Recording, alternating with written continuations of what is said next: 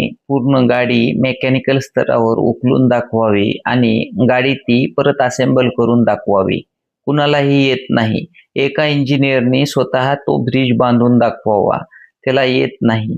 हे म्हणजे टेबल आणि खुर्ची धरून बसणारे हे एक आपण काय म्हणतो जॉब ओरिएंटेड लोक आहेत. ह्यांना काहीही येत नाही. कारण त्याचं असं आहे, की आमच्या शाळा, आमच्या संस्था, आमच्या शैक्षणिक संकुलं सर्वजण परीक्षेवर भर देतात. परीक्षेत काय विचारतं तेवढंच पाठ कर आणि उत्तरं लिही.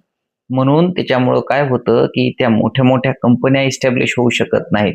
इथं Google कधीही उदयास आलेलं नाही. इथं Microsoft उदयास आलेलं नाही. इथं अहो ते चीन छोटे-छोटे प्रॉडक्ट त्यांना शिक्षण नाही. चीनमध्ये छोटे-छोटे प्रॉडक्ट, जपानमध्ये घड्या वगैरे बनवतात लोकं आणि एक्सपोर्ट करतात. पण आपल्याकडे काय परिस्थिती आहे?